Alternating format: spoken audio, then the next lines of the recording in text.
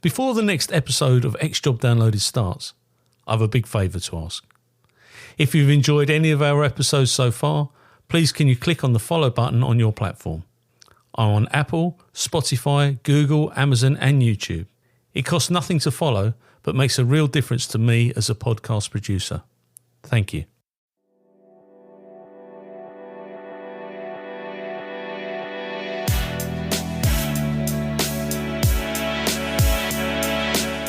My name is Paul Maleary, and for 30 years I served with Essex Police.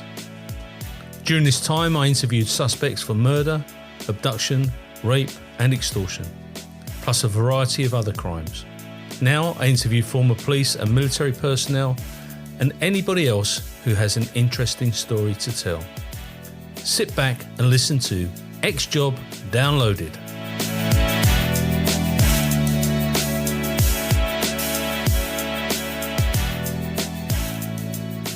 This interview is being tape recorded. My name is Paul Maleary and this is X-Job Downloaded. And today I'm going to interview Dean Morgan. Now, Dean is a former member of the 1st Battalion Welsh Guards and has now moved into private industry. Good morning to you, sir. Good morning, Paul. How are you? I'm good, mate. I'm good. Thank you so much for taking part in this today. And I know it's a new chapter of your life today, but we'll get onto that later on. But before we start, where did it all begin for Dean? And what was the inspiration for you to join one of the finest fighting forces in the British Army? Brilliant. That's a great introduction to my former regiment, Paul. Really appreciate that. So I grew up in Swansea, down in South Wales. Sort of never really had any sort of inkling to join the army in my sort of early years. Like every kid, I wanted to become a professional footballer. As I sort of getting older, you do things that lads do, get into a little bit of trouble. It wasn't serious, just the normal stuff, 14, 15-year-old lads get up to, and there's very little to do. And I walked past the Army Careers Office one day when I was about 14, probably, or 15, and I looked through the window and there was a video on, one of the old sort of Frank ones that the Army used to push out. But this one focused in on the Welsh Guards. And it had sort of video footage of sort of patrolling the jungles in Belize and, at the time out in Northern Ireland and operations. And then it suddenly flicked to watch this immaculate display of foot drill and arms drill in the red tunic and the bearskin. And at that moment, I was really hooked, to be honest. And I went in, got a load of information. I was still too young at that age to join, but I went in, got a lot of information, spoke to the recruiting sergeant at the time who was in there, a Welsh Guardsman. And he really sort of mentored me and provided that inspiration as a young lad from the age of like 14 when I first stuck my head in there, all the way through to joining when I was 16 years old in 1995. Fantastic. And I have had the pleasure, the honour of going to the birthday parade and watching the troops parade there, and it is just awe-inspiring. Honestly, it puts a chill down my spine now, and to know people that were in there, as I was lucky to, it's just absolutely fantastic. But what was your first introduction to going into the training side of it, and where did you go to? Yeah, so on the 8th of October 1995, a skinny little 16-year-old in a Burton suit with ill-fitting trousers and ill-fitting shoes, with white socks with a suit, turned up at the gates in Pirbright in Surrey. So the Guards depot had closed for about a year, maybe 2 years before I got the training, so I didn't get to experience the Guards depot as it was then. So it was called ATR Pirbright at this time, Army Training Regiment Pirbright, and I was there for 10 weeks.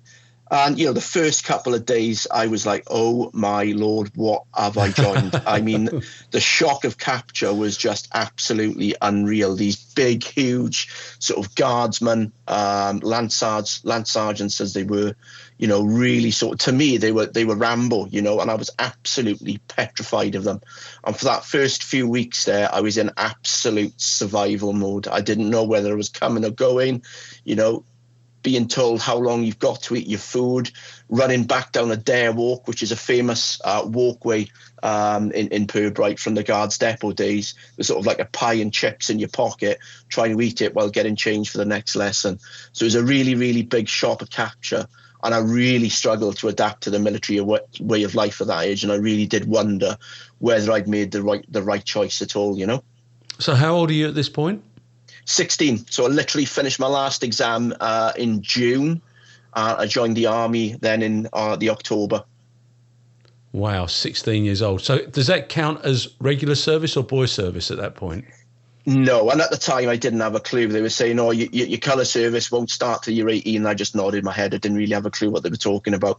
But yeah, so 2 years there I did, which didn't count for anything, to be honest. But looking back, and I sort of, as I reflect at the end of my sort of 28, 29 year career now, I think that was a really, really good move for me at that age. Yeah, absolutely. And it is life-changing, and it moulds people into the persons that they are today. Because the other option, you know, those skirmishes with the authorities at the age 15, they increase. And I'm sure there'll be people in Swansea that are sitting on the same bar stools that they were sitting on 30 years ago, telling the same stories and the same jokes to the poor bar person who's behind the ramp serving them. And they haven't done half the things that you guys have gone on to do. At what point, though, do you go to regiment and you get, you know, your scarlets and your bearskin? At what age are you then? So I was still 16. And I think at that point there'd been a little mess up with the paperwork, because I can remember getting the battalion after finishing at Catterick, being fitted out, and we had what was called the Major General's inspection, which is like the sort of the big inspection of the year, where the Major General, who is in charge of all the sort of household division troops, he will come and inspect every single person in the battalion. Wow. in their tunic. And, you know, back in those days, in 1996 it was, by the time I got there, it was the whole battalion was on the square, from the Prince of Wales's company all the way through to support company and headquarter company. The whole regiment was on the square. And I mean, and I was lucky enough, I was in number 2 company. So as he went along and did the Prince of Wales's company first, who is the first company, the leading company, they would be dismissed and could go off the square. But if you're in poor old support company, you're still stood there 3 hours later waiting to get inspected. And that was the first big thing. But I can remember him coming across to me and looking at me and said, "Gosh, you're young. How old are you?" And I said, "I'm 16, sir." And he went, "How old?" And I said, 16. And he went, "I think we better keep that one quiet." And he walked off and moved along.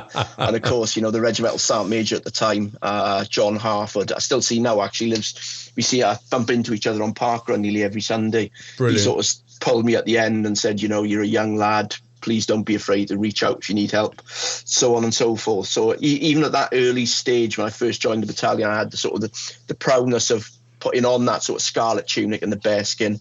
But I also started to feel like a really valued member of the team, even at that age. And don't get me wrong, Paul, you know, the army was a different time then. It wasn't probably as welcoming as it should be to sort of new people joining the battalion and the regiment. But at that point there, when you have the senior soldier, you know, telling you not to worry about things, and if you need help, just ask your platoon sergeant and your platoon staff, that was really a sort of comforting moment, you know. But it was character building. But I also know that at that time there were issues taking place in the training camps. I think Pirbright was one that actually came under a lot of spotlight. Where suicides had taken place, etc., etc. And so there were a number of issues. But, like, you know, it is character building, and we nowhere near the way that you guys were. But, you know, we had a similar issue when I joined the police. You know, and you were run around from breakfast to tea, and for the first so many weeks you weren't allowed in the bar, or you had to be in your pit by 9:30, 10:15, all those things. But a structured life, when you go into the services or into the police, actually puts you in good stead for the futures. It's right, Paul, that's it, you know, and I think the importance of building that routine as well, you know the importance of getting to bed timely, you know, the importance of getting up, and, you know, made famous by Admiral McRaven, that speech about making your bed. I'm not sure if you've seen it, but, you know, there's no truer word said there, you know, and I go absolutely ballistic in my house when my kids don't get up and the first thing they do is make their bed. My wife says I'm regimented, institutionalized, but, you know, the importance of having some sort of structured routine, I think, is great for yourself physically, but also mentally as well. I think that really does start to sort of mold the foundations, if you like, of being able to structure your life and being able to organize your life as well. So I think at that real early stage, that really did work with me. Yeah, absolutely. And sometimes, dare I say it, that's the first piece of structure that some young soldiers have in their lives. That's it. That's exactly right. Because it is an escape area for some people. You know, their options are I'm not saying go off to jail, but go down that route of criminality and bad behaviour, antisocial behaviour, and then all of a sudden you get this structure where all that energy can be channeled into the right direction. I think it's brilliant, and I do feel for these young soldiers that leave after 3 years, because I don't think they've achieved their full potential and actually given themselves that chance. You cannot know whether you enjoy it in such a short space of time, but we see people signing off early all the time, don't we? Yeah, that's it. Where did you go to once you've finished your boy service, your 2 year service? I mean, did you stay with the same company? Yeah, I did, yeah. But unfortunately, again, because I was under the age of 18, I missed out on deploying to the first sort of Northern Ireland tour that I possibly could have gone on, down to South Armagh. Right. I mean, this was a big sort of tour that the battalion were really, really gearing up for. And, and for me as a 17-year-old as I was then, to do the training and then watch my mates disappear out the door on operations was absolutely heartbreaking, Yeah. And I was placed on the rear operations group for 6 months because I wasn't 18 till the battalion came back. So I couldn't even get out there for 28 days to go and experience operations. So I was on the ROG for sort of six months, which, wasn't great. And, at that stage, I started having negative thoughts on leaving the army, to be perfectly honest. I was really, really gutted that I wouldn't go. But when they came back, there was an opportunity to go with the Scots Guards out to Northern Ireland to form a composite company with the Coldstream Guards and Scots Guards. And Nick Mott, I'm not sure if you come across Bill's brother. Yeah. He's at Chelsea Hospital now. Yeah, that's right, yeah. So Nick was the company major at the time. And I was sort of badgering him every single day because I'd heard on the grapevine that they were looking for volunteers for this Northern Ireland tour. And I eventually sort of... I think Nick got pissed off with me turning up there every sort of 5 to 10 minutes, and he put my name forward, and I deployed up to Northern Ireland at the age of sort of 18, 19, like many youngsters did at that time. But that was the sort of end of being a sort of boy soldier, if you like, although you did everything else bar on operations. Yeah. And that was the very start in Northern Ireland there with the Scots Guards. And what barracks were you at that time? So we were still in Wellington Barracks. Right, okay, in central London. In central London, living the high life in SW1 as a sort of 16, 17, 18-year-old, great times. What could possibly go wrong? Oh, a lot did, Paul, but not for your viewers. No. Or listeners to you. I stayed there. I stayed there in 2011, and it was interesting times. But waking up to the Scots Guards playing their pipes out on the landings, mate, was absolutely phenomenal. It puts the chills through you just listening to those bagpipes go. But we digress. What was it like though? You've done your training and you are deployed to Northern Ireland. What was that like at those times? Because we're now getting ready to go through the peace accord, the Good Friday Agreement, and there are a lot of issues that are being identified and being ignored because they want to push this accord through. What was that like for you? I mean, to be honest, Paul, I didn't really know too much about the political and sort of geopolitical situation of the province when I was a young lad. But, lucky enough or unlucky enough, so it depends which side the fence you really sit on here, is the ceasefire was on when I was over there. So the helmets had been taken off. It was patrolling in berets. Really trying to sort of interact with the two sides of the community a lot more. But what there was quite a lot of was sort of civil unrest. So, the sort of riots that they used to have just outside London, Derry or Derry, a couple of other places. That was the majority of what we were involved in as B Company there. Right. For me, going to Northern Ireland, I found it really surprising how small it is. You'll go to Belfast and it's a small town. It's a city, but it's quite small. Yeah. what was the interaction like off duty? Were you able to go out into the towns? You know, you go out and have a few beers, but I suppose you had to watch where you went. Yeah, absolutely. Yeah. So we were lucky enough. We joined a Roulmont battalion. So the Scots Guards were there for 2 years. And because it was a residential tour, they were allowed to book out. Now, we were only there for like 7 or 8 months, but we also fell under the same rules. So we were allowed to sort of book out. I mean, because we were only there for sort of 8 months, we were really busy, and we operated sort of province-wide from all across the sort of different counties. And it's funny enough, you know, I still remember the mnemonic FATLAD of all the different sort of counties within Northern Ireland. So Fermanagh, Antrim, Tyrone, Londonderry, Armagh, Down, you know, and that's like another thing which is just imprinted in my brain. But because we were sort of operating province-wide wherever they needed troops, we didn't get much time off. But what time off we did have, we were able to go and sample the sort of delights of the nightlife in Belfast, a little sort of village stroke town called Ballynahinch, and really get out into the sort of community of Northern Ireland. But you know, you have to have your wits about you. You have to be careful. You have to follow all the sort of strict procedures. You had to constantly update yourself of where the out of bounds routes were, the out of bounds pubs, what was going on sort of politically, just so you could keep yourself and your muckers safe. And you know, you operated that sort of shark watch where one of you would always sort of stay sober and keep a lookout for things that were going on or stuff happening around you that your guys who have your mates who had a few beers might not normally see. But yeah, you did have to keep your wits about you, and you did have to sort of keep yourself informed. Yeah, I can imagine. I had the pleasure of playing hockey out there, and the special branch guy that was with us ended up drinking as much as we did, and it went horribly wrong at one point. But anyway, when you come back, at what point do you start going down the promotion route? Because you ended up with a commission, but how did that all fall for you? Yeah, so, and again, I sort of the first part of my career, I'd probably say that I wasn't the very best soldier whatsoever.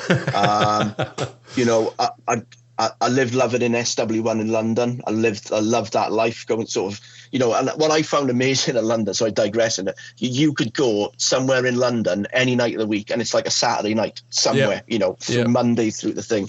And, you know, I wasn't the world's greatest soldier. I wasn't that fit, but it was at the point, probably around sort of 5 years in, where the company Sir Major at the time suggested I move out of number 2 company and go and try one of the support platoons. And at that time, the reconnaissance platoon was looking for members. So I went across, spoke to the reconnaissance platoon sergeant. I went across and joined the reconnaissance platoon. And in that environment, it's a little bit more relaxed, a little bit more grown up.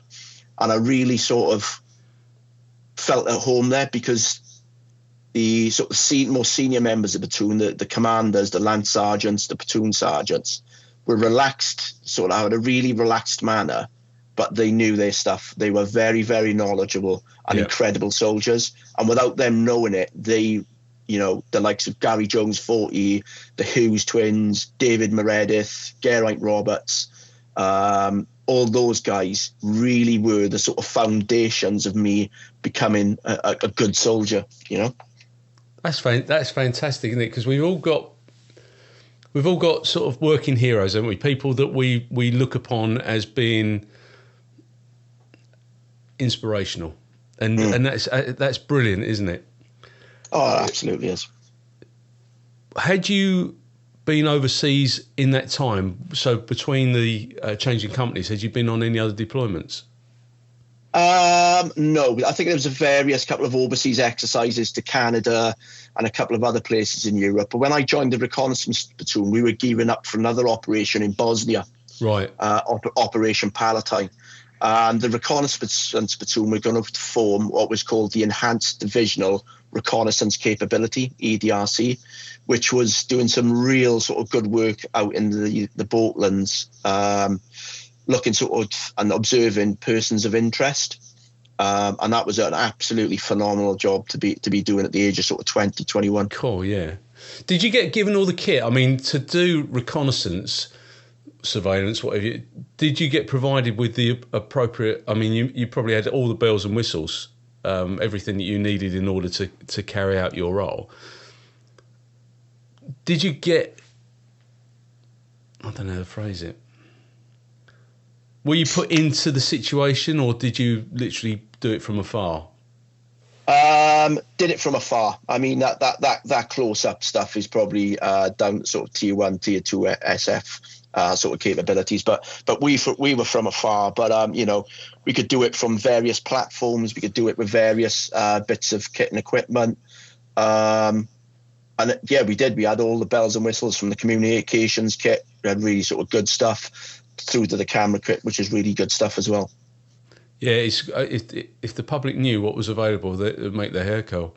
Even in 2002, when it was some pretty Gucci stuff. And that's what I'm saying. Even then, technology was still on the side of the good guys. Yeah. Now the baddies. That's a good. The baddies have access to it too, but using microwave cameras. I mean, that was just bizarre. we don't need to use microwave cameras anymore. But I worked on operations where we would use microwave cameras on the top of buildings. Absolutely bizarre. But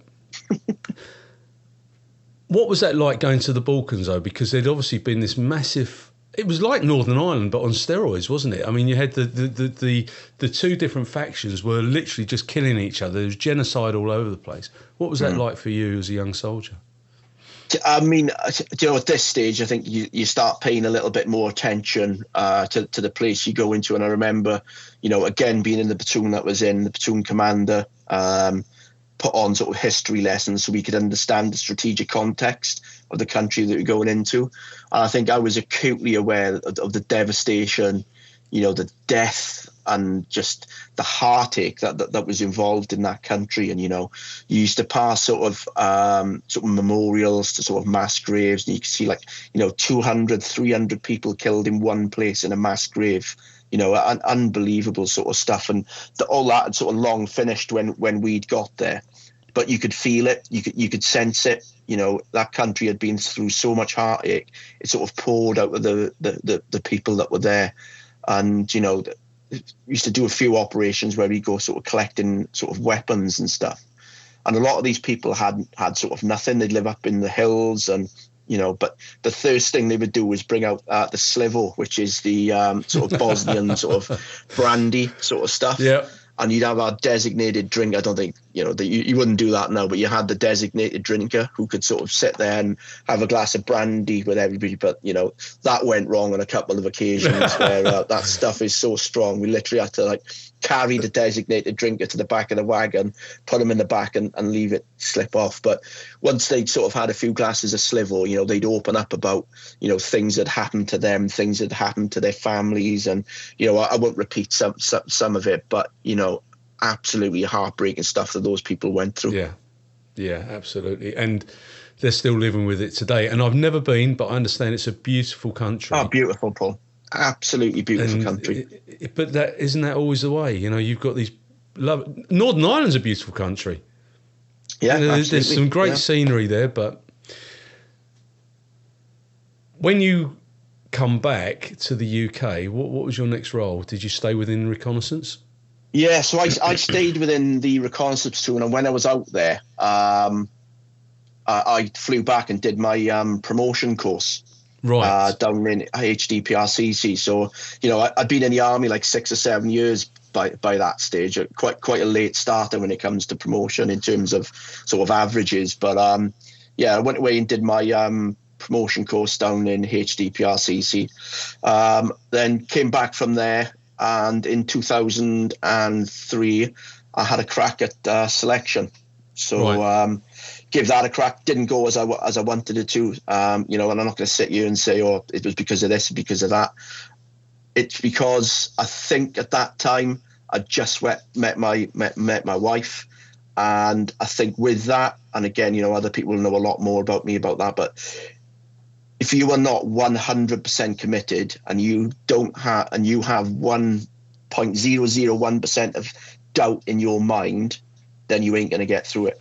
and I had an injury. There was a couple of other things as well, and I didn't make the grade and I didn't get through. But that happened in 2003, and from there, then I went back to number 2 company as a lance sergeant, because I promoted quite quickly after lance corporal, because I did okay on the promotion course, and then we were gearing up, ready to go to Iraq.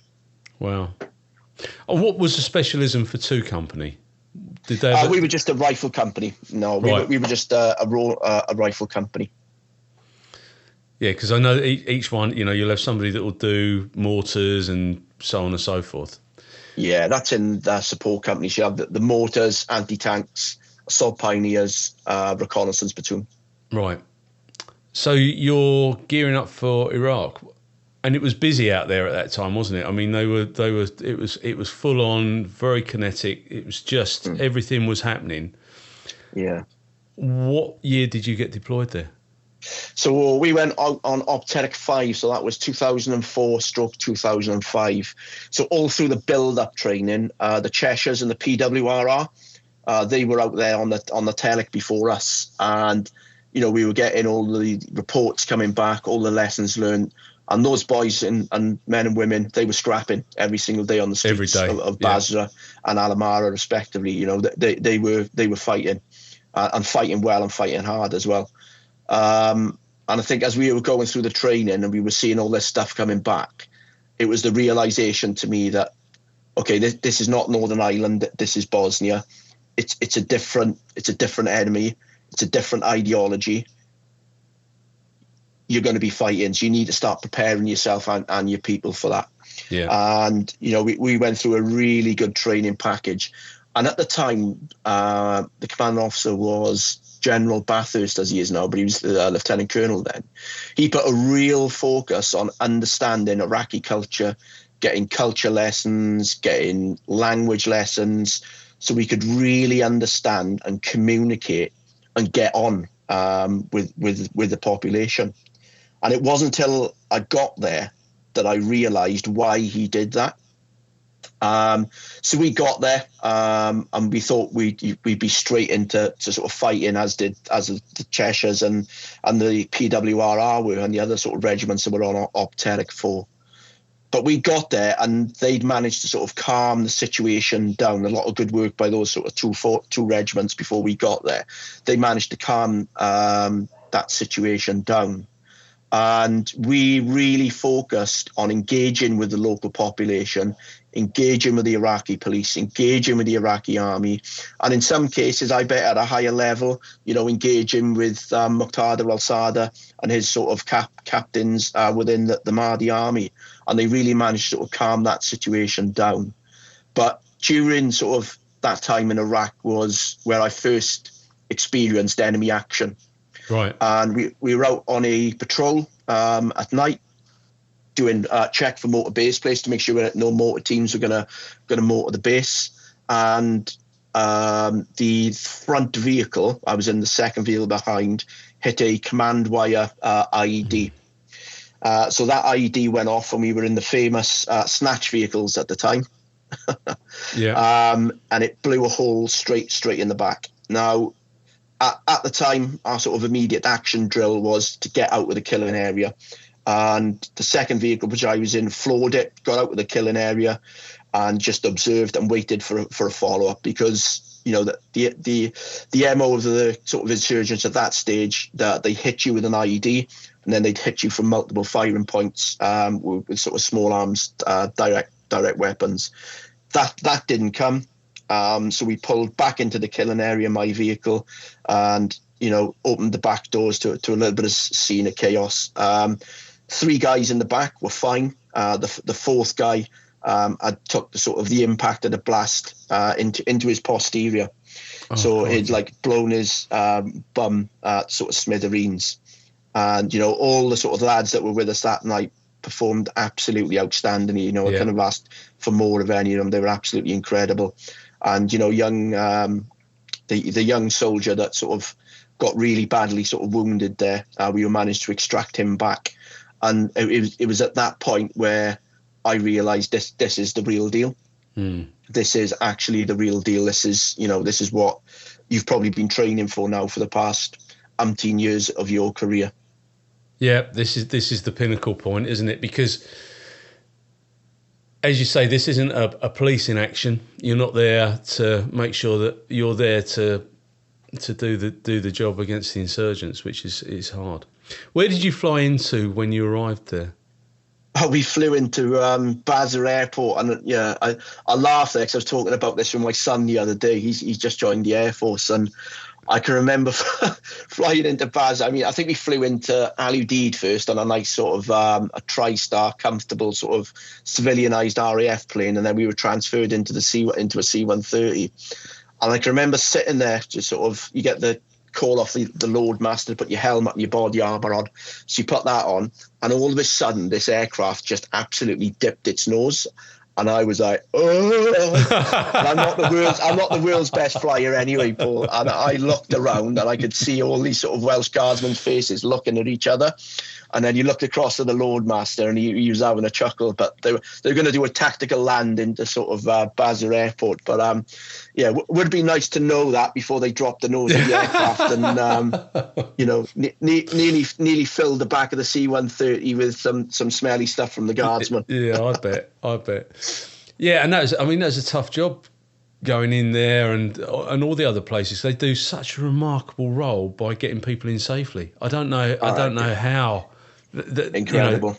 Yeah, absolutely. So it must put your faith in there, because you think how many hundreds of landings they've carried out, and there've been no significant issues. Although they did come under fire, didn't they? The aircraft did come under fire, because it's even worse now with the technology and the radar, the ability for people to watch it on their phones. But it's an interesting one. When you get there and you've got a casualty, your thoughts are twofold, aren't they? Because you're looking after yourself, because preservation of life, and it's your life first, because if your life's not saved, then you can't save somebody else's life. What goes through your mind when that explosion takes place? So, and again, this sounds really corny and cheesy, Paul, but because we had trained that hard, we all knew what the immediate action was. We all knew how we were going to react, and right. The training really does kick in. But the first thing you need to do, mate, as you said, is just ensure that you've got that safe space to operate and work. So you do your sort of 5 and 20 metre checks straight away to make sure there's no secondary device. You make sure you've got a safe area to put the casualty in, so the guys can get to work on them. At the same time, then the commander's calling in the casualty report and requesting a casualty evacuation to get the casualty off. And because we'd done that so many different times in training and the different scenarios, we were all really comfortable with the process and with the drill. And one of my old bosses before I left, who always had the phrase of planning is everything, the plan is nothing. And I think that really, really rings true, that, you have done all the planning. You understand how long it takes you to set up stretcher. You understand how long it's going to take you to put a first field dressing on. All the science, the planning is done. But the plan is not really anything, because no plan survives initial contact with the enemy. Indeed. But because you've done all the science, you've done the sort of your drills, the planning is absolutely everything. Everything. Yeah, you can only guide it to a certain point. And if the enemy never responds in the way that you'll expect them to, irrespective of, same with the police service, we could plan and plan and plan. And the minute you go on somewhere, the plan changes because X happens. You'll get resistance. You'll have somebody who'll have a pit bull waiting for you to go through the front door, or whatever it may be. Were you on the tour when the colonel was killed? Yeah, I was, yeah. So that was Afghanistan, Helmand Province, summer of 2009. I was on that tour. What had I done? I just finished senior Brecon. So that's your sergeant's course you do up in the Brecon Beacons. You go up there and get... Sorry? Did you go to Crickhowl? No, you work out of Daring Lines, which is like in the centre of Brecon, near enough. Right. But you're never there. You're always out on the training area in Sennybridge. Right. So you do that course to get your platoon sergeant, and it's for me that's like a big puffer in the sergeant's mess that you've done senior Brecon. It's really proud of passing that course at that stage of my career. It's very difficult, it's long, it's arduous, but it's such a phenomenal course because you just learn so much about command, about control, about leadership. It's an incredible course. But anyway, so I finished that, and then again was honoured to take over a platoon sergeant position in my old company, number 2 company. So I took number 6 platoon across to Afghanistan in the summer of 2009. Yeah. Right. Yeah, that was a tough gig, that one, wasn't it? It was, yeah. And I mean, we could talk about what happened in Iraq, but this was just on a complete different scale. I mean, this was fighting every single day. And I'm not alone in that. Everybody of my generation, every deployed on Operation Heractor would have been exactly the same. So it's not just me trying to sort of make out I'm some sort of Rambo. This was everybody. But it's every single day was the threat of IED. Every day you'd be involved in some skirmish with the enemy, whether that been an IED or whether that been an attack with small arms weapons. It is horrifying, mate. I've got to be honest with you. And I'm very proud of the army. I'm a pad brat. My dad was in the army, military policeman, but we won't mention that.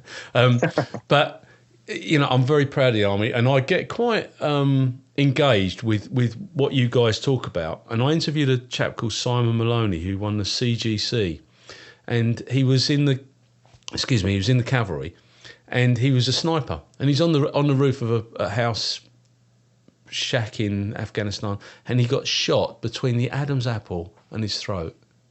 Oh. And then he fell off the roof. I mean, this is bizarre. He fell off of the roof onto a goat because he's got his armour plate, he's got everything on, Yeah.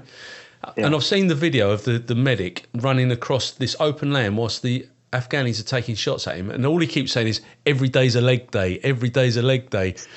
He was knackered, but he got there and he says, Si, I said, take your hands away from your throat. You'll get an infection, you'll die. He said, mate, if I don't get on that roof, we're all going to die anyway. And he got back on the roof and he shot the Afghani that had shot him. My heart, listening to you, my heart is pumping in my chest because I'm just so proud of what you guys did, because I don't think there'll be another generation that will do that. Yeah, I think you're right, Paul. I mean, when I look back and, I was approaching sort of 30 years old, I think, in fact, I had my 29th birthday on the Chaminade Canal. And I look back and, some of these men and women were 18, 19 years old, and looking at some of the stuff that they were doing was absolutely phenomenal, incredible.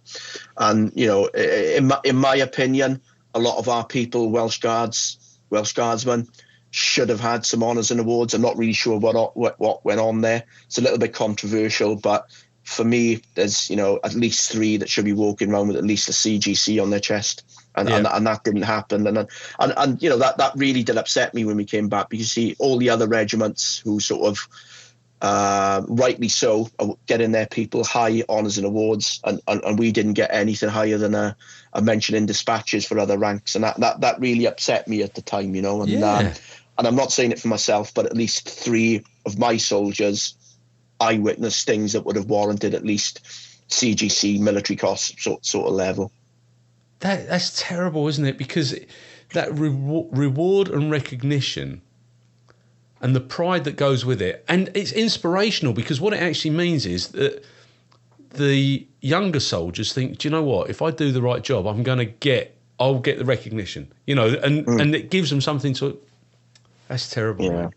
Yeah, it did, and that really upset me when we came back. But we lost a lot of really, really, really good people. Col Thorneloe, Mark Everson, Toby Fastfoos, Dane Elson, Sean Birchall, Mark.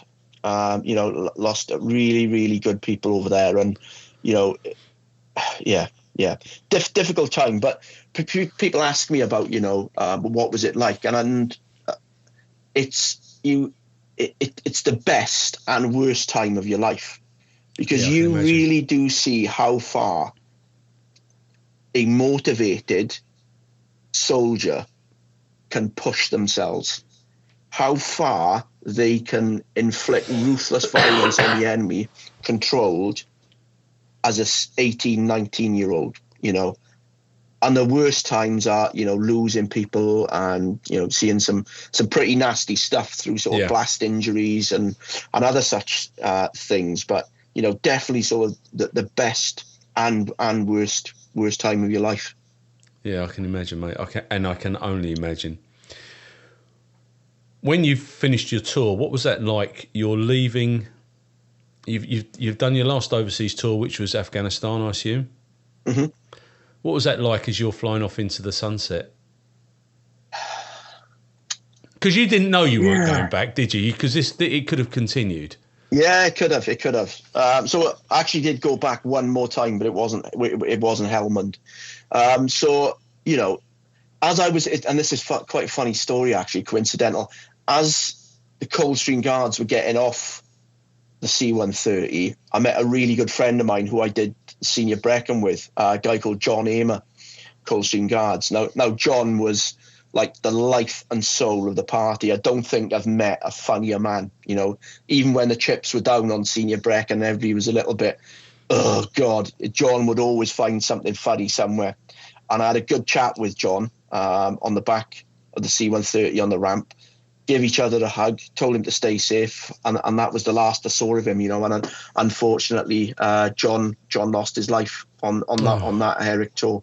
You know, absolutely phenomenal sort of guy when it comes to fitness, and when it comes to sort of like lifting the mood and keeping the morale going. And that was the last time I sort of saw him, you know. Just said stay safe on the back of the C-130 as we crossed over. And that's heartbreaking, mate. That is heartbreaking. Yeah, it's awful. Absolutely awful, mate. Absolutely awful. I've got some friends who are at the Tower of London, Paul Cunliffe being one of them. I don't know if you know Paul. I know Paul, yeah, I know Paul. One of life's characters, Falklands veteran. He will tell some terrible tales. I mean, he witnessed some terrible things like yourself.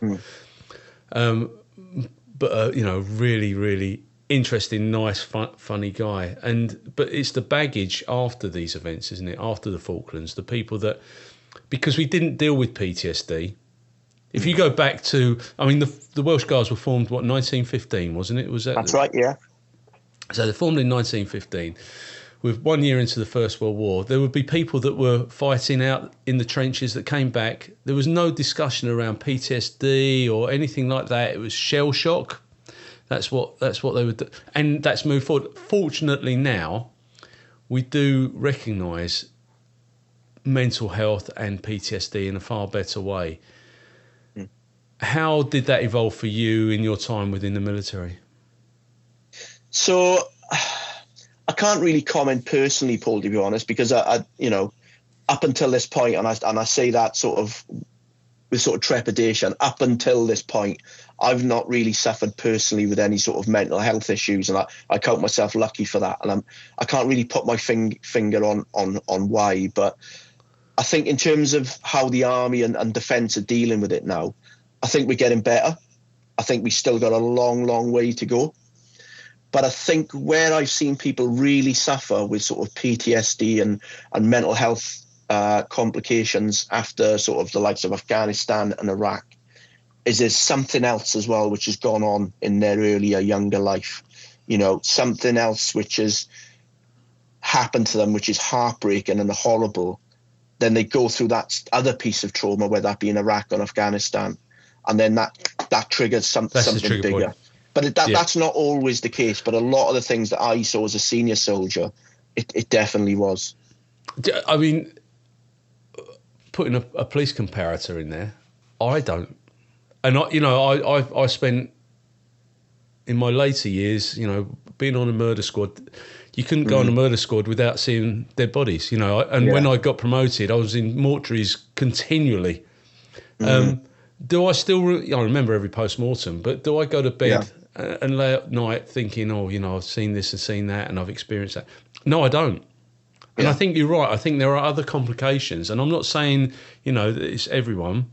Yeah. But there are probably other complications in people's lives that give it that trigger point and bring everything about. It's like lighting the match, basically. That's what it does. But yeah. You come back to the UK. What happens next? So I started getting myself ready to go and do the Sandhurst Carter to become an instructor in the Royal Military Academy at Sandhurst. So Sandhurst is like a unique world-class training establishment in the fact that, you know, they have colour sergeant instructors with the officer cadets from day one. You know, and other academies around the world don't do that. And I started getting myself ready. Me and a good friend of mine, Andrew Griffiths, who we've sort of followed each other through our Welsh Guards careers. We started, you know, getting fitter, ensuring that we could get the teaching practices right. Our instructional capability was as high as it could be, and really preparing our kit and equipment ready to go and do this sort of 6-week course where you're looked at in great detail from the minute you turn up there. Yeah, it is a fantastic place, isn't it? How many people would you deal with, you know, from the classroom's perspective, and what was your specialism at Sandhurst? Yeah, so after doing the Sandhurst Carter, where you're sort of looked at for 6 weeks and your fitness is tested, but what you do is you do every single hard physical training event that the cadets do, and one of them is called Exercise Long Reach, which turns out to be like an 85-kilometre sort of tab across the Black Mountains. And, you know, and rightly so as well. You know, you need to be able to show face in front of the officer cadets, so you're able to do that as well. Once you get the word that you're in, it's quite a big achievement. You either go straight to the Skill at Arms wing, where you will teach the officer cadets sort of rifle lessons and other various pyrotechnics that we use, or you will go to one of the colleges. So Sandhurst is broken down into 2 colleges. It might have changed now because I know they're under some big transformation program, but then you'd add Old College and New College. So Old College was where the cadets would go to do effectively their basic training. Right. They'd go there for the first term. I can't remember how long the terms. I think it's 12 weeks the terms are. So they do 12 weeks in Old College, then go to New College where they do intermediate term and then senior term. But I was lucky. I did 1 term in the Skill at Arms wing, and then I sort of took my platoon from junior term all the way through their training through to commissioning. So I took them in Old College as sort of complete military virgins, a lot of them, through to commissioning and marching up the steps at the end for a full year. And these aren't only British soldiers, are they? These are from all over the world. The great and the good come to Sandhurst to hone their military skills. They absolutely do. I mean, you've got cadets that turn up from the Oman, United Arab Emirates, from Afghanistan, from Iraq, even the USA. You know, West Point send their sort of brightest and best to Sandhurst, and I had an American cadet in my platoon who was really good, and you know, it's really interesting as well because a lot of these officer cadets, when they become officers, they'll have sort of long careers. They will still be in touch with those sort of cadets that they met in Sandhurst from across the world, and that's how you know, these strategic relationships also develop in the sidelines. You know, so it's it's really I think it's a really phenomenal, magical place, if I can be perfectly honest, Sandhurst. It's an incredible place to work. Yeah, and great people have been there as instructors. Billy Mott was an instructor there for a period of time. He was, yeah. I think Bill was New College Sergeant Major at one stage as well. So the Regimental Sergeant Major of New College, yeah. Yeah. I have he's dead now, but he was the RSM for the Devon and Dorsets, and he was there as an instructor. Oh, wow. Incredible. Many years ago. But how long did you serve at the college? So I was there 2 years. So I did sort of the first term in the Skill at Arms wing, took my platoon from start to finish, and then went back in the Skill at Arms wing for another couple of terms then. But 2 years I was at the academy. And where did you go to from there?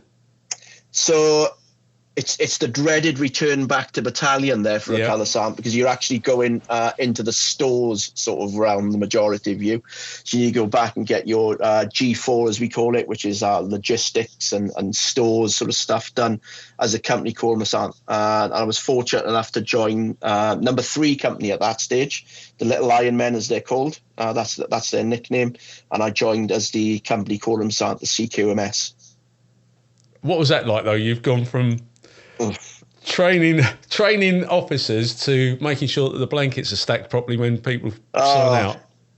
Oh, it was terrible. I mean, I won't lie. It was going from being a rooster to being a feather duster, you know.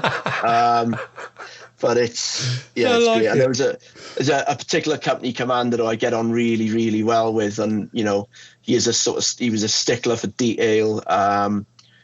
But a very, very good, knowledgeable, good leader. And I really enjoyed working for him. And he used to because he knew I was sort of like rigid with my serial numbers and my quantities and stuff. He would take sort of great joy in when he had to come down to do his managerial checks. He would take great joy in sort of winding me up, saying that the numbers were sort of miswritten and there weren't enough of one item. And he only really sort of let on to me a couple of years ago that he used to do that on purpose just to see my face. But I will get him back. I will get him back one day. Where were you based at that point, though? Was that back at Wellington? So we were in cavalry barracks in Hounslow. Oh, okay. So right under the flight path of Heathrow. Yeah. Yes, I've been over there once. You are literally under the flight path. Oh, yeah. There's no need for an alarm clock there because as soon as the first transatlantic jet comes in, you're awake. Nightmare. How long did you suffer that for? So I was there just over a year. And then, you know, again, another great honour of mine. I was given the role of the company sergeant major of number 2 company, my parent company where I first went. And you know, I think it's probably a little bit corny, but it's in your heart. I think when you join the Welsh Guards, you go to your first company, it'll always stay in your heart, whether you're a jam boy, the Prince of Wales's company, whether you're a man of the island of the mighty, number 2 company, or whether you're a little Iron Man in number 3 company. You know, it always remains a special place in your heart. Yeah, absolutely. And what does the CSM do? What's their role? So the majority of the company sergeant major's role is being the interlink between the company commander, who's in charge, who's the officer commanding of the company of around 100 men and women. You're the interlink between them and the soldiers within the company. You know, you oversee basically everything which happens. You oversee the training. You ensure that the duties are manned. You ensure you can forecast out sort of duties, fatigues and exercises so the soldiers can plan their lives to a certain degree. You're in charge of the discipline of the company. But what you really need there to do as well is look after your soldiers and ensure that, you know, they're getting looked after and they're getting the welfare support and the good leadership that every soldier deserves. Yeah, absolutely right. Were you still involved in ceremonials as well? Yes, we still were at that stage. So, you know, there'd be a lot of early mornings going back and forth into London from Hounslow to go and do the guard mount. But, you know, public duties, yes, the guys and girls, you know, can't get them down if you're doing it for prolonged periods of times. But where you can, so for me as a company sergeant major there, I really looked for periods in the programme where we could A, get away and do some adventure training, or B, just cut people away to spend some quality time with their families.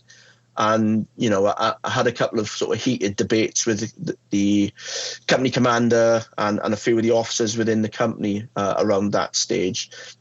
What is wrong with having white space in a training programme where we can give back to the soldiers for all their commitment that they've done over the past 2 weekends that they've been working?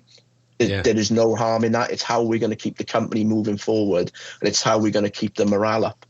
Yeah, because it's not the commanding officers that's stagging on for 24 hours, is it? It's they seem to that soldier that's standing on the gate. I think it's probably the military guard service that do most of them now. But the soldier that's standing on the gate, they've got a life as well. You know, Exactly. and it is about morale. And if you're expecting them to go and fight for you, then you've got to do the right thing by them. Absolutely. What was it like? Because you've done the birthday parade, Trooping the Colour, for Her Majesty, late Majesty. What was that like, the first one that you took part in? What was that like? You've got your bear skin, you've got your boots have been bald to within an inch of their life. What was that like as you're marching down from Buckingham Palace or from Wellington Barracks? So I first did Trooping the Colour in 1996, but I don't really class it as Trooping the Colour because it was street lining, sort of gutter sniping for the Irish Guards Troop in 1996. So you had a little bit of a taste of it then. But I mean, I think it was 97 before I first did it. I can't remember, my dates are rubbish. But anyway, a lot of training. Then we used to go to Chelsea Barracks, that was still there. Yeah. You'd get on a sort of a DAF and go through central London in the morning, go and do a full day rehearsal in Chelsea, and then come back and try and cram all the work in. But it was quite funny at this stage as well. Two very good friends of mine, who I won't name just to save their blushes, although I don't think they will. They actually got caught sort of having a scrap between each other. And the military justice system back there was absolutely horrendous.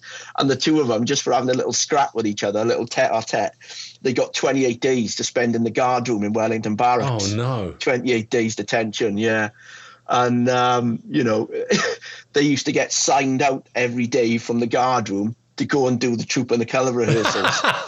So the duty non-commissioned officer, the duty NCOs and the corporals would have to go and sign these two guys out of the jail, do Chelsea Barracks, pray that they didn't do a runner while they were in Chelsea Barracks, and then take them back to jail in the evenings, But, so they were in jail doing Trooping the Colour sort of lessons, and it was good for them. Their last day of sentence was the day of Trooping the Colour.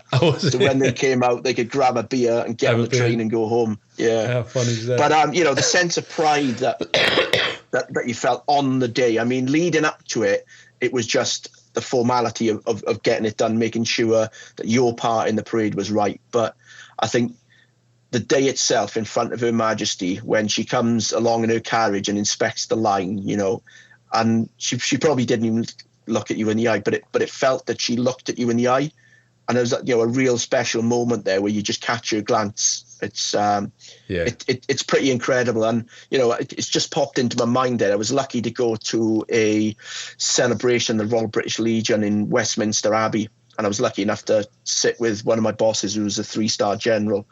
And I vowed to thee, my country was being sung. And I looked across, Her Majesty was there, and she might not have been looking to me, but it felt as if I was singing that, and I was looking directly at her and caught her gaze, for about 5 seconds, and that's a moment I'll treasure. But on the Trooping the Colour, absolutely, when you catch a stare off Her Majesty when you're going past the dais or where she's inspecting the line, that's a pretty incredible moment. Yeah. As a spectator, mate, I still watch it. And I'll be honest with you, I'm very patriotic. I will walk past that Guards Memorial at Horse Guards Parade, and anybody I'm with, I will explain that there's 5 guards afoot. Everything about it. I absolutely. But on the 11th of November, I'll be in tears because I don't know why. I don't know why. Whether I'm army barmy or I'm just patriotic, I just absolutely.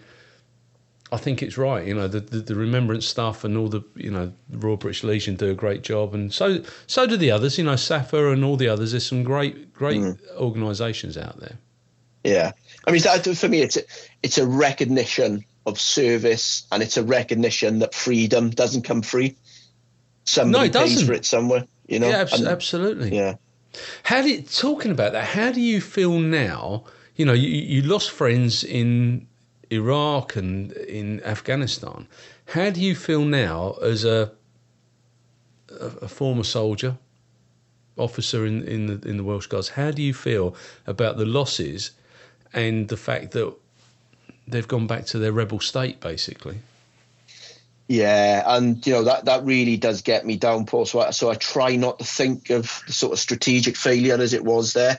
I mean, I look at that as a failure in politics, a failure in foreign policy, and a failure in strategy. That's what I see that. But I tried to look at the successes that we had at the tactical and operational level. That's what I hold on to. You know, things that those soldiers and my soldiers were asked to do every single day. They did it to the best of their ability. And when the enemy was put in front of them, they didn't once falter. They did not once sort of say, no, we're not attacking this. No, we're not doing that. They did it every single time.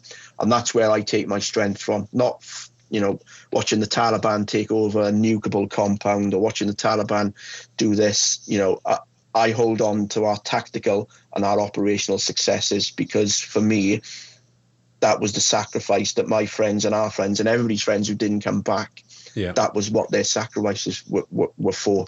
And I can't look at the strategic failure as part of that. Well put. Find it a bit difficult, that one. Yeah, no, sorry. You know, but it's a question that I'm sure many people ask, because I lost mates. You know, I lost mates from the military police in Colchester. Yeah. They got killed out there, you know, in the different theatres, and it's very, very hard to reconcile. And I think that, like you say, the work that you guys did, you should be very proud of that, because you won the hearts and minds. You won the hearts and minds of the civilian population. And once somebody took the finger out the dam, guess what? The water came back through. You know, who knew that was going to happen? Yeah. What point did you go for your commission? How far into your service? So I'd become the regimental sergeant major again. You know, lucky enough that timing was right. I was given the appointment as a regimental sergeant major, so I did that for just under 2 years. Lucky again enough to take the battalion across to Kabul to do another Afghanistan tour. Completely different, you know, not kinetic at all, but the threat was there. You know, very, very real threat. And a different role and a different job. So did that. On the back end of that tour then, I did my late entry commissioning course selection, if you like. And that was a week long down in Warminster, where you do sort of various discussion groups, you do planning exercises, you're interviewed by some senior officers.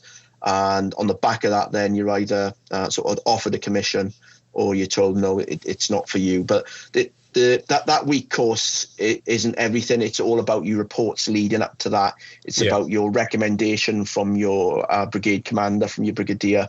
There's there's other variables involved with it, rather than just that week's course. So you get picked up, and you've gone from the regimental sergeant major, top hog in the trough, to you're now a late entry officer. So I was lucky, actually, Paul. So I did the command sergeant major role, which was something fairly new for the army. So to be a command sergeant major, you had to enter the commissioning process, and you had to effectively be a late entry captain. And that was for sort of stuff to do with your pension and your seniority, to make sure that you didn't lose out. So again, right place, right time. I was lucky enough to throw my hat into consideration to go out to the United States to go and study at the United States Sergeant Majors Academy. And again, lucky enough, I managed to get that gig. And my wife and my youngest son, we up sticks. We rented the house out in Swansea, and we went across to Western Texas for nearly 2 years to live. Wow. Yeah, incredible. How cool's that? Yeah, it was absolutely phenomenal, you know. And I can remember coming home and telling my wife that, you know, I'd got it. I told my son when he came home from school and he threw his bag on the floor and was running around the house, so excited, you know, as a 13-year-old. Absolutely. It was an opportunity. And looking back, you know, it was an opportunity that was just too good to try to pass up. That is fantastic. So what would you do down there? What did you do? So basically, the US Sergeant Majors Academy is in Fort Bliss, which is in El Paso in Texas, so right on the border with Juarez in Mexico. And it was basically a big academics course. It was like going to college effectively. So you rotated through 5 semesters. So you'd have the Department of Command Leadership, where you'd learn all about command leadership. professional studies, force management, army operations, and joint operations. And yeah, it was heavily academic, lots of writing papers, lots of sort of big discussions, lots and lots of really interesting guest speakers from agencies from across America to senior sort of military generals from across the States. But what was also good, you had, just to give you the scale of the place, Paul, it was 750 US students on the course, plus 66 international students. Now, I've got friends from the international community that we sort of formed, from, you know, Poland to Argentina to Brazil to Norway to Australia. My network for senior soldiers became absolutely massive. Good. And the network that I built with the US students, you know. So we did that. I had to do a little bit of extra study, and I was able to get a bachelor's degree in leadership and workforce development from the Northern Colleges Association. I'm not sure what it is, but yeah, I've got a bachelor's, which was great. And, you know, my family and I lived the American dream for nearly 2 years. Right, I'm going to take you back to that young lad that was walking past that army recruiting office. How many qualifications did you leave school with? A couple of GCSEs, probably above grade C. Yeah. Are your folks still around? Yeah, my mum is. Yeah, my dad's passed. My mum is. Yeah. I bet I bet they're as proud as punch. Yeah, and you know, a lot of it is luck as well, Paul. Being in the right place at the right time and having that opportunity literally just land in your lap. And, you know, you make your own luck, I think, to a certain degree, but a lot of it is timing as well. But you've got to be in it to win it. You've got to be in it to win it, haven't you? You cannot. Yeah, absolutely. You can't sit back and say, "Oh, woe is me. I want somebody to give it to me." No, you've got to go and grab it by the balls and bring it in screaming. And that's the only way. That's the only way you're going to get things in life. And that's fantastic, man. Yeah. Fantastic. So, you know, it was great as well, because America have got at least one public holiday a month for something. At least. So, so we were able to sort of jump in the car and just use America as our back garden. So, you know, we had trips we'd drive to, you know, San Francisco and then drive down Highway 1. We did that all over Christmas Day on Santa Monica Beach, and up to Denver and Colorado and New Mexico. It was, it was a pretty incredible special time for us as a family as well. Yeah, I bet. So you've done your 2 years, and then where did you go when you got back? So, I had to go back to work, unfortunately, Paul. So I landed in a 3-star command sergeant major job then, which was home command. So easiest way to explain it, I think, is the Army is a 4-star headquarters where the Chief of the General Staff, General Rowley, sits. The Army then effectively breaks into two. You've got Joint Helicopter Command or Joint Aviation Command, but that'll just confuse matters. So the Army effectively breaks into two, with 2 3-star generals. You got Home Command, where I was, and Field Army, which sort of gets the troops ready and deploys our troops on operations, big training exercise. Right.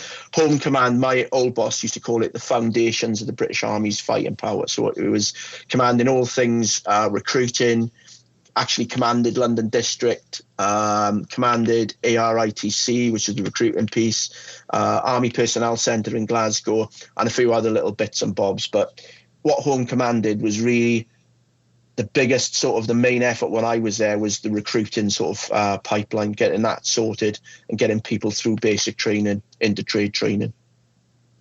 And how long was effectively, my boss was a 3-star general.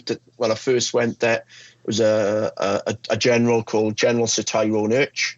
And he also was the commander of Standing Joint Command, which was Defence's headquarters for Operation Rescript and other MACA stuff, military assistance to civil authorities. Right. So anytime the government organisation called on the military, Secretary of State for Defence said yes, you know, it filtered down to my boss to get sorted. Right, okay. Well, that makes sense. Yeah, because you don't see that upper echelon very often, do you?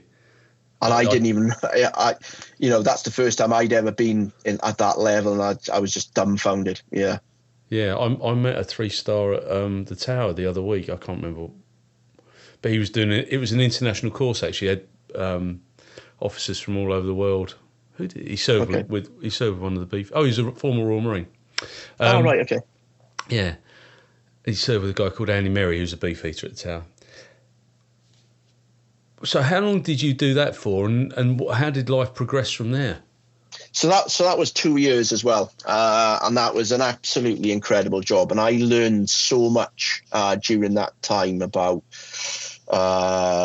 strategy, about how to develop relationships, how to develop sort of neural networks, and really that higher level of leadership and command. How how the generals and sort of senior leaders and senior officers of big organizations really try and get the best out of their people, really incredible, massive learning curve. And the exposure and empowerment that both the 2, 3 stars that I served for gave me. They wanted me to go and look in the dark, dusty corners of their command and bring things back to them which needed sorting. And I think the part of the success of that job was not always coming back to a 3-star general to tell him something has gone wrong in one of the regiments that he sits in the command. It's about taking that information, that issue, and delivering it to the right level. So that organisation or that regiment's leadership have got an opportunity to put things right before more heat and light gets put on it, which can A, make the situation worse, and B, put them in a precarious position when they didn't even know about an issue or problem. Yeah. And I think it's having the ability to have that emotional intelligence where the entry level to deliver a problem and also assist with finding solutions to that problem. And that was a lot of that command sergeant major role was doing that. I think in the 2 years that I was there, I had 2 3-star generals. The second was General Sir Ian Cave. I had to go and shut the door with them sort of 3 times on issues that they needed to know about very, very quickly. Everything else was solved underneath them, and I didn't need to draw their attention to it. So that's very good. Yeah, sorry, rabbited on a little bit there. No, that's absolutely fine. It's fascinating. So what point are you in your career when you've come out of there? So on paper, I'm a late entry captain, but I'm still a Warrant Officer Class 1 Command Sergeant Major. Right, okay. And do you make the transition? Do you go into... Eventually, yeah, they kicked me out dragging and screaming. I had aspirations to trying to become the Army Sergeant Major. I'll make no sort of lies about that. I wanted to become the Army Sergeant Major, but unfortunately, the time didn't work. And, in the Army and the forces, if the timing is not right and the availability of a job is not right, then unfortunately you miss out on that job, There can be opportunities to put you in a little bit of a holding pattern, but yeah. I mean, there's great people coming behind you as well, which they're going to want to bite at the cherry. So after that course, luckily enough, again, I was selected to be a student on the Intermediate Command and Staff College course, which is down at the Defence Academy. And essentially, it's the majors course for the British Army. Right. A lot about leadership, a lot about analysis, a lot about geopolitics, a little bit on strategy, a lot on sort of risk management, risk mitigation, risk awareness and risk mitigation. So, again, sort of 16-year-old Dean Morgan from Pendrahoward School in Swansea is sat in a classroom with 12 other very, very, very intelligent people, a lot with master's degrees and working in some pretty niche parts of defence. I'm sat there having conversations with them on Clausewitz, on strategy, on geopolitics, on defence issues. Yeah, and an absolute incredible sort of 6 months for me to go and learn and enjoy being around people like that. And were they late entrant, or were they come in as, come There was a straight few late entry officers. I had another late entry guy in my syndicate, but the majority are direct entry officers. Wow. And they've come out of Cambridge and Oxford and all the other... Eton, yeah. And I just loved listening to them, some of the stories they had about those establishments and what they get up to. But great people. Historically, the Guards, you bought your way into being an officer, didn't you? I mean, it was literally it was your father had been an officer, and therefore you'd buy your way into being. In fact, I spoke to Harry Legg Burke. I don't know if you've ever met him. He's a Crick Owl. He was a former officer. Yeah. I'm going to be doing a podcast with him in the next couple of weeks. Oh, cool. He's an interesting character. Very passionate about the regiment. I mean, he really is. But yeah, I was very lucky to be introduced to him. You become a major. Mm-hmm. You're 25 years in the service at that point. Mm-hmm. Yeah, about that. Yeah. How did you think it was going to go? What made you say, do you know what? I've had enough now. I'm signing off, because you are, Welsh Guard through and through. You're that stick of rock. What made you say, I've had enough? I'm going out into the private world.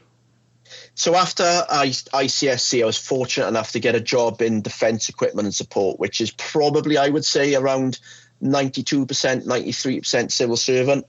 So I joined the Director General Land, so another 3-star. I joined their team, and I was looking after an agreement called the CASP, which is an agreement between D&S and strategic programs in London, all about sort of milestones and a lot of sort of project controls sort of stuff. And I found that I really enjoyed working in that sort of environment. I really enjoyed learning something new. I really enjoyed that sort of that different working environment, being in the office, the ability to sort of work flexibly from home as well. And I met some really, really knowledgeable and professional sort of civil servants in D&S there, who gave me the time to make me understand about the project management sort of the project management life cycles, right? Understand how project controls work, understand the nuances in delivering defence programs and stuff.